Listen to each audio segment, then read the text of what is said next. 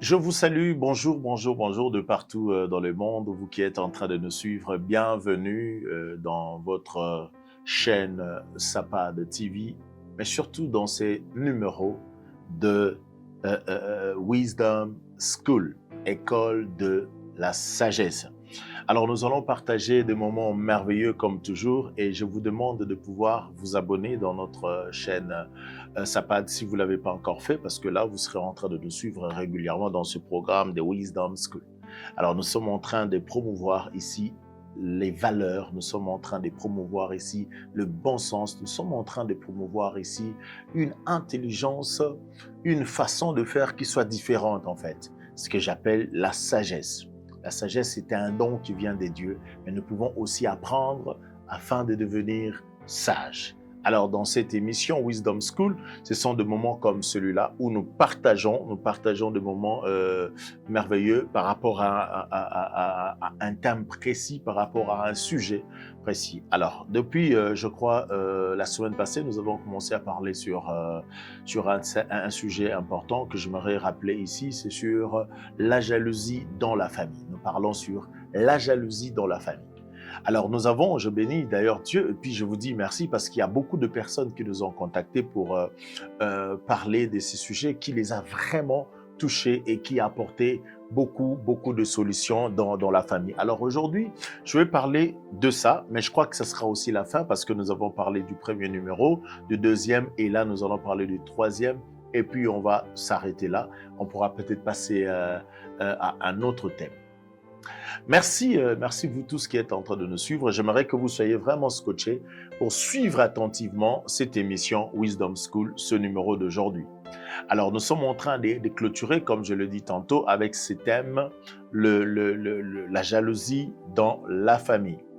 Alors, je crois que je parlais du premier, je parlais du deuxième point, je parlais du troisième, je crois quatrième, cinq et sixième point aussi.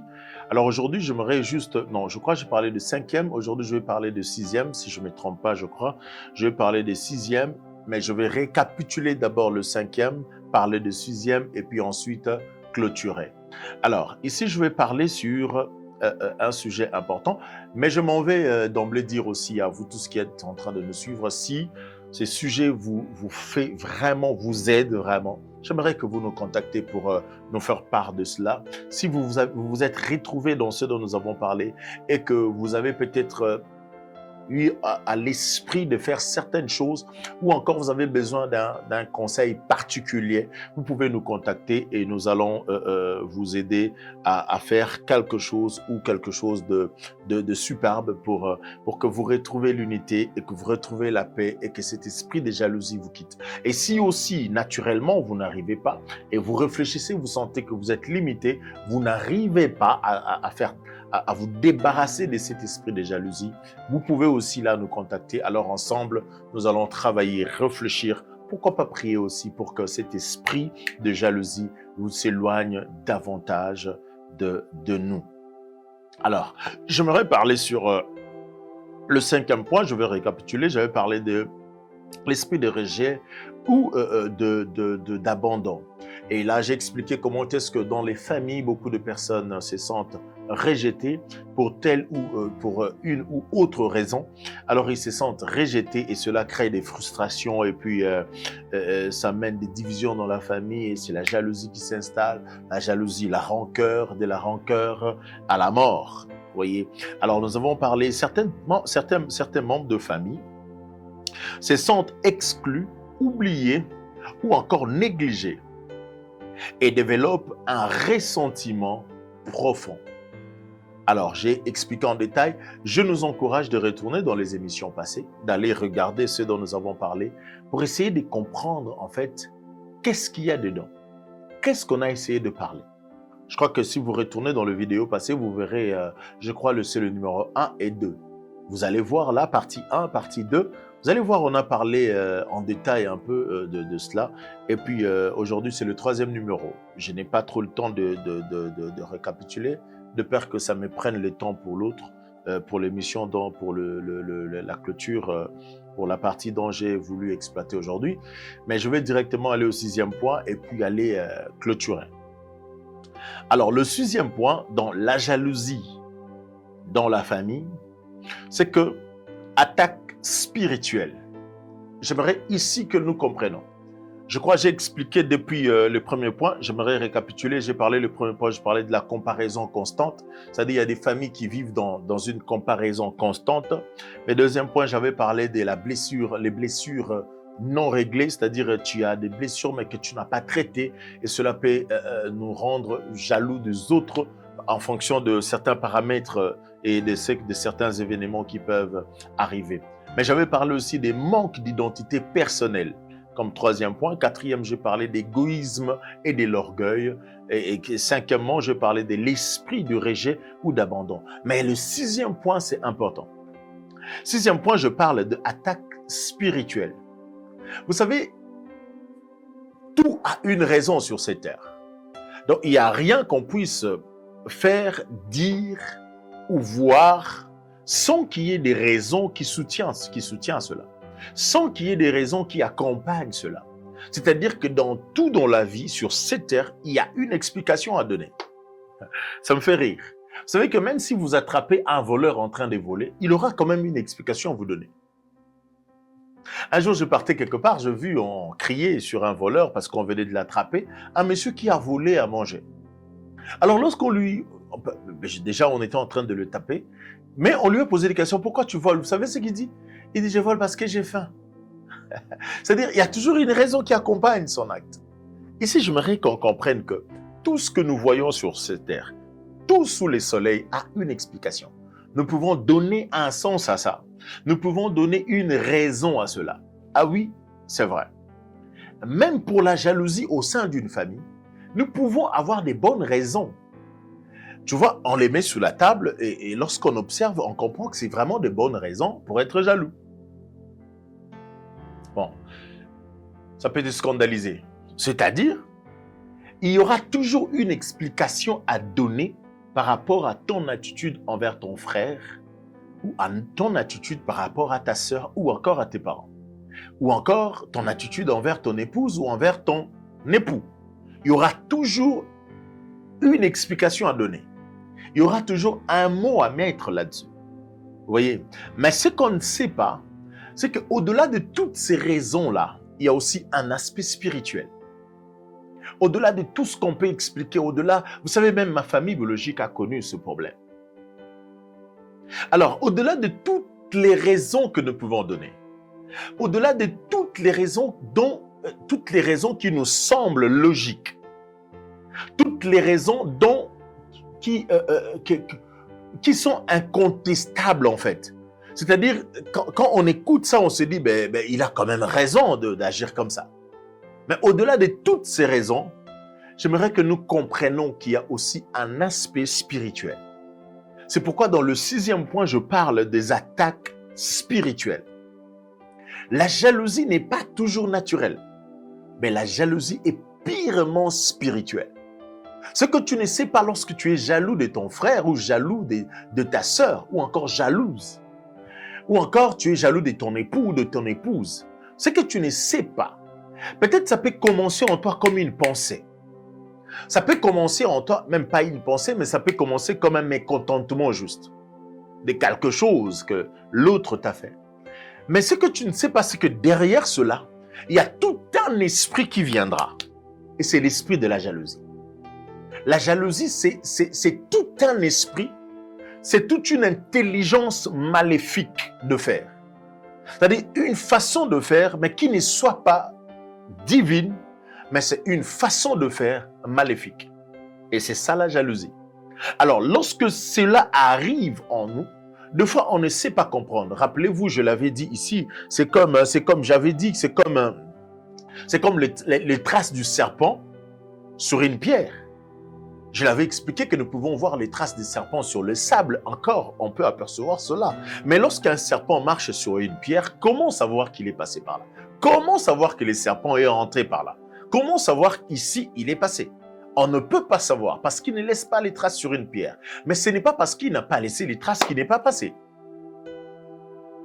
Alors, il faut une haute spiritualité pour repérer les traces du serpent sur une pierre.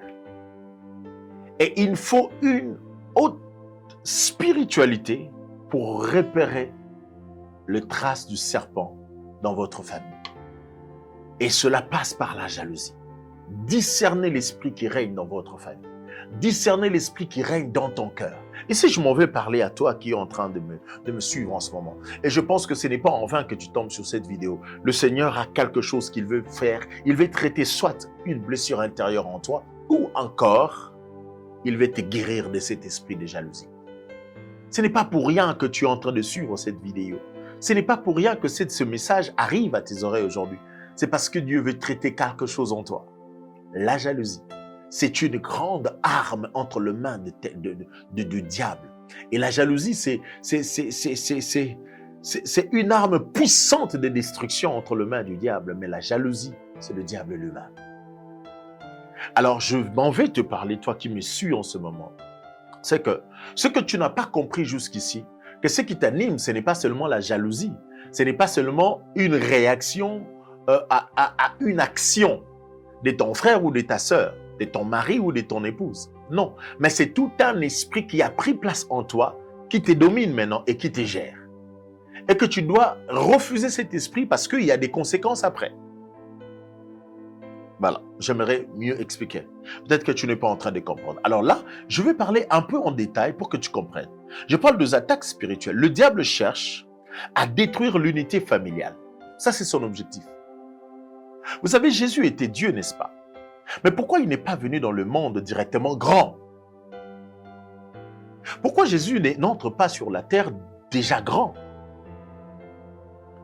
Est-ce que Dieu était-il incapable de venir sur la terre étant grand directement et sauver aussitôt le monde et puis c'est tout? Mais pourquoi il fait le choix de venir de suivre le processus normal, c'est-à-dire la procédure humaine? Commencer dans le sein d'une femme 9 mois après. C'est-à-dire Jésus est resté 9 mois dans le sein d'une femme. Et puis il est né comme tout autre enfant. Il a grandi comme tout autre enfant. Et ben, du coup, à 30 ans, c'est la mission qui commence. Et à 33 ans, il sauve le monde. Est-ce que vous comprenez ça? Mais c'est extraordinaire. Pourquoi Dieu, c'est-à-dire Dieu suit le processus. Mais Dieu a voulu, en tout cas, Jésus est venu par l'ordre familial. Donc, il n'est pas venu dans un cadre, il est venu dans un cadre précis. C'est-à-dire, il n'est pas venu par... il y avait beaucoup de femmes, hein, je me dis ça. Il y avait beaucoup de femmes. Il pouvait aller naître, c'est-à-dire dans le corps d'une femme qui était peut-être, je ne sais pas où, tomber enceinte comme ça et venir, ou encore apparaître directement comme je le dis tantôt. Mais regarde, Dieu a voulu à ce que cela se fasse en ordre, qu'il vienne dans un cadre bien précis, dans une union de deux personnes. Tu me diras que Joseph n'était pas marié à Marie, mais je te dis une chose. Ils étaient déjà fiancés. Le fiançailles n'a jamais été une étape d'observation. Non, c'est pas ça le fiançailles. Le fiançailles, en fait, n'est pas une étape d'observation. Le fiançailles, c'est le début du mariage. C'est comme le premier pas du mariage. Le fiançailles, c'est en fait une étape, un autre jour, on viendra parler de ça dans ces Wisdom School. Le fiançailles, c'est en fait une étape où j'ai observé et je pense que c'est avec toi que je veux faire ma vie. Alors, on s'est fiancés. Alors, nous avons inversé cela, on s'est fiancé, on rentre dans le fiançailles d'abord, et puis c'est là-dedans qu'on commence à s'observer. Non, le fiançailles n'est pas comme ça. Les fiançailles, c'est lorsque tu as observé et tu as pris une décision. Tu as compris que c'est la bonne personne. Et c'est avec elle que tu veux fonder ton foyer. Et c'est là que le fiançailles commence. Vous comprenez? Donc, alors, Marie et Joseph étaient fiancés. Mais qu'à cela ne tienne. Mais écoutez, là où je vais vous emmener. Lorsque l'ange est venu, a dit à Marie tout ce qu'il allait dire, l'enfant qui naîtra, ceci, cela, et bien c'était bien. Mais regardez ce qui se passe. Joseph n'avait pas toujours l'intention de rester avec Marie. Joseph avait pensé laisser tomber Marie. Mais quelque chose s'est passé. La Bible dit que pendant la nuit, l'ange est allé parler à Joseph pour lui dire, écoute, ne laisse pas cette femme. Vous voyez, c'est-à-dire l'ange est allé rendre témoignage à Marie pour dire à Joseph, que ne laisse pas Marie. Ce que Marie dit est vrai. cette grossesse n'est pas d'un autre homme, mais c'est une grossesse venue de Dieu, du Saint-Esprit. Vous comprenez? Alors pourquoi Dieu s'est-il donné cette peine-là? C'est parce que Dieu voulait à ce que Jésus ne vienne pas parer une femme seule. Dieu voulait à ce que Jésus vienne sur la terre, dans un cadre familial. Là où il y a un père, il y a une mère. Et Jésus a eu de frères, a eu de sœurs après. Parce que Joseph et Marie ont eu des enfants après Jésus. Donc c'est pour dire que j'aimerais que nous comprenions que le diable cherche à détruire l'unité familiale. Le diable n'aime pas la famille.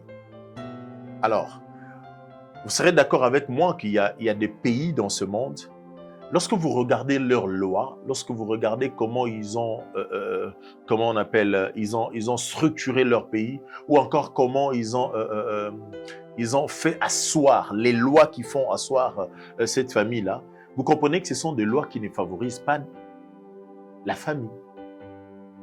C'est par contre des lois qui favorisent la séparation. C'est ainsi que vous trouverez dans certains pays les femmes mariées qui préfèrent abandonner les mariages et aller vivre seules, les hommes qui préfèrent continuer à vivre seuls, et les autres se disent, mais plus je suis seul, je suis mieux payé, voilà. Et tout ça, ce sont des mécanismes de ténèbres. Ce n'est pas naturel, en fait, cette façon de faire. Et je vais vous donner même un autre exemple. Vous remarquez certaines entreprises ici ou encore dans notre pays, je ne sais pas. Vous remarquerez qu'on refuse à ce que les couples travaillent dans la même entreprise. Est-ce que vous vous êtes déjà posé la question pourquoi? Pourquoi ils n'aiment pas que les couples travaillent ensemble? C'est-à-dire, si c'est l'homme qui est engagé, vous devez vous choisir. Soit l'homme reste là et la femme part, ou soit la femme reste là et l'homme part. Mais vous ne pouvez pas être vous deux dans la même entreprise travaillant ensemble. Alors, ils soutiennent cela. Certains essayent de soutenir cela en disant, écoutez, c'est juste question de s'ils sont ensemble, il y aura conflit d'intérêts et tout ça. Rien de tout ça. Et les autres disent que, en cas de problème, l'autre ne saura pas réprimander l'autre ou encore exposer l'autre parce que c'est son compagnon ou sa compagnonne. C'est un peu tout ça. Mais je crois que la raison majeure, c'est pas ça. C'est-à-dire, lorsque vous êtes à deux dans la même entreprise, les opportunités de faire le mal est vraiment moins, est vraiment méprisable que si tu es seul. Imaginez-vous que le PDG ou le DG de l'entreprise suit ta femme. Mais si tu es là, ça devient compliqué. Mais si tu n'es pas là, vous ne voyez pas que c'est très facile. C'est tellement facile. C'est ainsi qu'il y a des gens qui vont au travail et qui font n'importe quoi. Certains dans des bureaux, certains dans des toilettes. Vous voyez, c'est un peu tout ça. Mais lorsque les deux partenaires travaillent dans la même entreprise, c'est quand même difficile que ce genre de choses arrivent. Vous comprenez? Donc, ça veut dire le diable combat la famille. Je veux que nous comprenions. Le diable cherche à détruire l'unité familiale. Il peut s'aimer la division, la compétition, l'envie pour empêcher la bénédiction collective. J'aimerais te dire, plus vous êtes unis dans votre famille, plus vous faites appel à la bénédiction que j'appelle collective. Vous savez qu'il y a une bénédiction qui peut vous arriver que si vous êtes unis. Il y a une catégorie de bénédictions qui peuvent vous atteindre que lorsque vous serez unis. Aussi longtemps que vous serez divisés, cette bénédiction collective n'arrivera jamais dans votre famille. Alors, il est grand temps de pouvoir comprendre cela et vous souder entre vous parce que le Seigneur a besoin de déposer dans votre famille une bénédiction collective. Et le diable, sachant cela, il vous amène dans des disputes inutiles que vous-même, vous ne comprenez même pas. Je viens poser la question. Ne vois-tu pas que c'est en vain que vous vous entretuez? Pense-y toi-même. Tu ne comprends pas que c'est en fait, il n'y a vraiment rien de grave. Tu ne vois pas ça. Tu ne vois pas qu'il y a vraiment rien d'important dans ça. Mais pourquoi vous vous chamaillez si régulièrement et gravement? Pourquoi vous vous divisez? C'est le diable. Ce sont les attaques spirituelles. Je veux que tu le comprennes. Et le diable veut s'aimer en vous la division. Il veut s'aimer la compétition. Il veut s'aimer l'envie pour empêcher la bénédiction collective. Alors, je souhaite que vous compreniez ces choses et que vous puissiez vous réveiller très vite parce que vous êtes en train de passer à côté d'une grande bénédiction. C'est dans le souci d'entreprendre quelque chose de personnel que tu veux quitter ton frère, tu veux quitter ta sœur. Mais sache-le que 2 valent mieux que 1. Si l'adversité est plus forte pour toi, à 2, vous pouvez la résister. Mais si tu es seul, attention.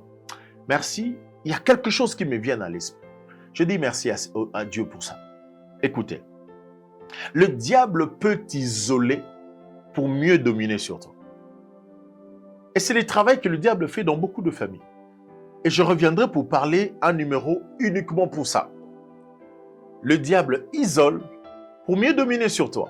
Alors toi qui ne comprends pas, tu penses que tu es en train de travailler dur pour que l'autre sera juste surpris en fait.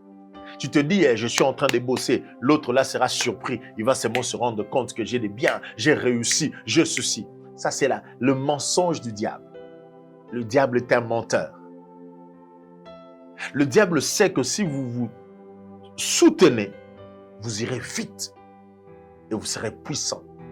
Alors, il vient s'aimer cet esprit de compétition, il vient s'aimer cet esprit de division, il vient s'aimer cet esprit d'envie, pensant qu'en travaillant seul, tu vas impacter, tu vas étonner l'autre plus tard, tu vas le surprendre.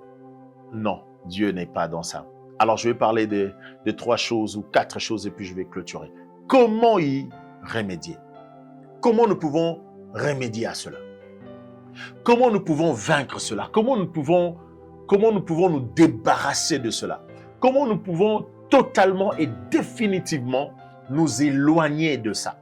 Cet esprit géant que j'appelle la jalousie. Premièrement, je parle de guérison intérieure par la prière et les pardons. Alors, si tu veux vaincre, si vous voulez vraiment vaincre cela, vous devez travailler sur la première des choses. Je parle de la guérison intérieure et la prière et les pardons. C'est-à-dire guérison intérieure, la prière et les pardons. Tu es obligé de guérir. Tu es obligé de guérir. Si tu as des choses dans ton cœur qui ont fait que en regardant ton frère ou ta sœur, tu as l'impression que pourquoi lui il est comme ça? Pourquoi lui il est comme ça? Pourquoi pas moi? Pourquoi ceci? Pourquoi cela? Si tu ressens ces choses-là, tu as besoin de guérir ton cœur. Sache que le venin du diable est déjà entré. Sache que l'esprit des ténèbres est déjà dedans. Tu as besoin de vaincre cela. Tu as besoin de guérir. Prie. Associé à cela, la décision seule ne suffit pas. Tu dois accompagner cette décision par la prière. Prends le temps de prier. Prends le temps de chercher la face de Dieu. Prie pour ça. Dis à Dieu, aide-moi. Je veux guérir de cet esprit de la jalousie. Je veux guérir de cet esprit de la division. Je veux guérir de ces blessures intérieures. Je veux guérir de ce que mon cœur ressent là. Je veux guérir de cela. Ah oui.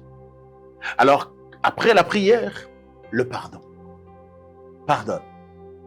Tu dois pardonner. Ton jeune frère t'a fait quelque chose de mal, alors pardonne. Ta jeune sœur t'a fait quelque chose de mal, alors pardonne. Ton épouse t'a fait quelque chose de mal, alors pardonne. Ton époux t'a fait quelque chose de mal, alors pardonne. Est-ce que c'est ton enfant qui t'a blessé? Alors pardonne. Tu dois pardonner. Tu dois passer à autre chose. Tu ne peux pas vaincre. Vous ne pouvez pas devenir grand. Vous ne pouvez pas réussir dans votre famille si vous laissez l'ennemi que j'appelle la jalousie régner en vous. Parce que la jalousie appelle la haine. Et la haine appelle... D'abord, la jalousie appelle la rancune. Et la rancune appelle la haine. Et la haine engendre la mort. Alors, vous avez tout intérêt de travailler votre cœur. Vous avez tout intérêt de guérir votre cœur et de pardonner, peu importe ce qu'il a fait. Pense seulement que nous sommes dans cette situation, c'est parce que le diable ne veut pas que nous avançons. C'est parce que le diable ne veut pas que nous saisissons cette bénédiction que j'appelle une bénédiction collective. Alors, deuxième point, comment y remédier à cela? Dialogue, honnêteté et respect. Alors, si vous voulez résoudre ce problème, deuxièmement, je parle de dialogue honnête. Tu dois parler avec honnêteté avec ton frère ou ta sœur. Parle avec ses bien-aimés, parle avec les membres de ton équipe, parle avec des personnes avec qui tu travailles, parle avec... Si tu sais que le diable vous combat et que vous n'êtes pas... Vous êtes comme dans le viseur de l'ennemi, alors travaillez ces choses. Prenez votre temps, prenez votre temps, prenez votre temps, prenez votre temps. Et c'est très, très important. Dialoguer, un dialogue honnête et respectueux. Ne pars pas parler à l'autre comme si il était inférieur à toi et que tu pouvais l'écraser et tout ça. Non, parle-lui comme une personne que tu respectes. Parle avec lui comme quelqu'un qui mérite ton respect. C'est important. Alors, dialogue. Et troisièmement, je parle de décider de célébrer l'autre au lieu de l'envier. Au lieu de l'envier, célèbre-le. Vous voulez remédier à ces choses. Troisième principe, c'est qu'à la place d'envier ton frère, à la place d'envier ta sœur, à la place d'envier ton époux ou ton épouse, célèbre-le. Ah! Comment je vais le faire? Comment faire ça? Comment célébrer quelqu'un que je haïssais hier et aujourd'hui je commence à le célébrer? Ah oui, c'est le seul moyen pour que tu passes à autre chose et que tu vives le bienfait de Dieu dans ta vie et que tu vois ta propre vie être prospérée. C'est le seul moyen. C'est le seul moyen. C'est-à-dire, décide à partir de maintenant de célébrer l'autre à la place de l'envier. Ne l'envie pas, mais célèbre-le. Quand tu regardes ton frère, dis-lui, je suis fier de toi. En tout cas, va encore de l'avant. Si tu as besoin de moi, appelle-moi, je viendrai te soutenir. Je viendrai t'appuyer. Voilà les familles, voilà comment les familles fonctionnent. Les familles normales fonctionnent de cette façon-là. Les familles normales fonctionnent de cette façon-là. Encourage l'autre. Dis-lui, je suis fier de toi. Dis-lui, ce que tu fais, tu n'as aucune idée. C'est formidable. En tout cas, j'ai aimé comment tu t'es habillé. Ah, j'aime comment tu te présentes. Tu es intelligent. Ah, je dis merci à Dieu de me donner un frère comme toi, une sœur comme toi. Célèbre-le à la place de l'envier. Et dernière chose, recherche l'amour de Dieu qui restaure l'identité. Va à la recherche de l'amour de Dieu. Et c'est l'amour de Dieu qui va restaurer ton identité. Et va te faire découvrir une identité propre à toi. Tu ne voudras plus vivre la vie de l'autre. Tu ne voudras plus ressembler à l'autre. Mais tu deviendras trop toi. Parce que l'Éternel t'aurait donné, Dieu t'aurait donné une identité. L'amour de Dieu t'aurait donné une identité propre à toi. Merci et à très bientôt. Mais je vais finir avec ces versets que j'aimerais que tu puisses lire à la maison. Jacques chapitre 3, verset 16, il est écrit « Car là où il y a la jalousie et esprit de disputes, il y a du désordre et toutes sortes de mauvaises actions. » Merci beaucoup à vous qui nous avez suivis aujourd'hui. Je vous remercie beaucoup. C'était Wisdom School et c'est aujourd'hui que nous avons mis point à ce sujet. Bien qu'il ne finira pas, mais on a voulu arrêter parce qu'il y en aura toujours à dire. Vous devez vaincre, pas demain, aujourd'hui. Cet esprit fort qui règne dans votre famille et qui vous détruit, qui vous rend faible, c'est la jalousie. Et retiens ce principe. À la place d'envier l'autre, célèbre-le. Et vous verrez que la bénédiction collective viendra dans votre famille. Merci beaucoup. Et à très bientôt. C'était votre frère, David Charles. Bye.